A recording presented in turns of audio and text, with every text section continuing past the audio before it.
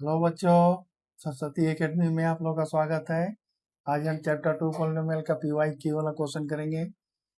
हाँ, इसमें question number 1 है, if one zero of the polynomial px equal to 5x square plus 13x plus K reciprocal of the, मतलब कहता है कि एक जीरो जो है दूसरा जीरो जो पहले का रेसिप्रोकल है। Polynomial px equal to 5x square plus 13x plus K है ना।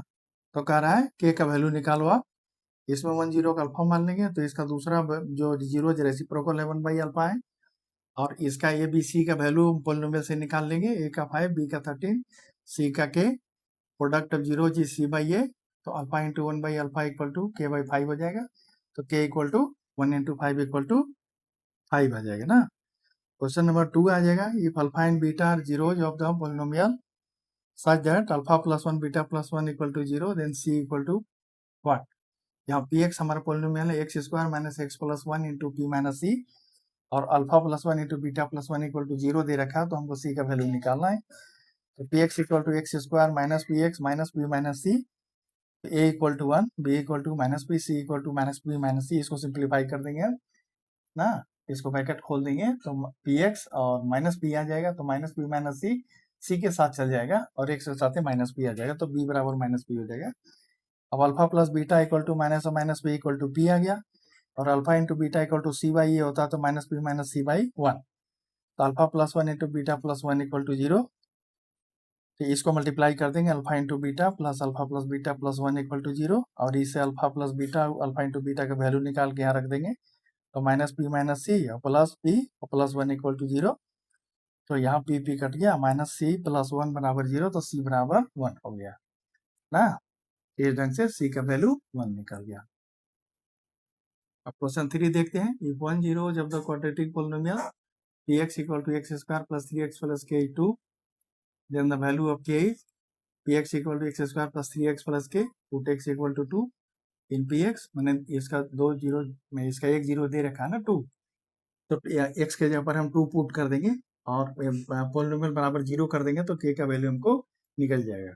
2 का स्क्वायर 4, 3 का 3 टू जा 6, और प्लस के इक्वल टू 0 ना, तो k इक्वल टू -10।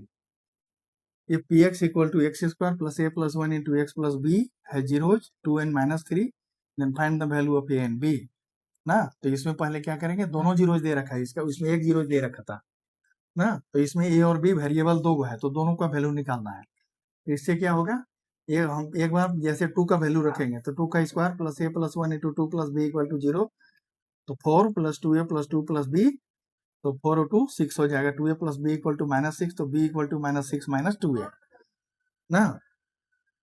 अब दूसरा जीरो है -3, तो -3 का square plus a plus 1 into -3 plus b कर देंगे, तो 9 minus 3a minus 3 plus b ना, तो -3a plus b equal to -6 है। अब ये तो put value of b from, जैसे 1 इंटू बी, इसमें से b का वैल्यू निकाल के इसमें रख देंगे, तो 3a माइनस 6 माइनस 2a हो जाएगा इक्वल टू -6 उधर जाके प्लस 6 बराबर 0 हो जाएगा, तो -5a इक्वल टू 0, तो a equal to -5/0 equal to 0, तो ये बराबर 0 हो गया। अब ये बराबर 0 हम यहाँ इसमें रख देंगे, माइनस बी बराबर -6 माइनस 2a, तो 2 इंटू 0 आ गया, तो b बराबर -6 हो गया। इस ढंग से a equal to 0, b equal to -6 हमारा ना आंसर आ गया। इसी तरह से ये सारे बोर्ड में आए हुए क्वेश्चन है, इसका प्रैक्टिस करना है ना। ये आपके जैसे SA1 में, PA में, प्री बोर्ड तक का ये सब सारे क्वेश्चन इसी टाइप के आते रहेंगे। अगर यही डायरेक्ट क्वेश्चन नहीं है तो बोर्ड में भी आपको काफी हेल्पफुल होगा, इस तरह का कंसेप्ट आपका क्लियर रहेगा। तो ठीक है, मिलते हैं अगले और कुछ नए सम्स के साथ, आपके प्रैक्टिस के लिए हम उपलब्ध करवाएंगे। धन्यवाद।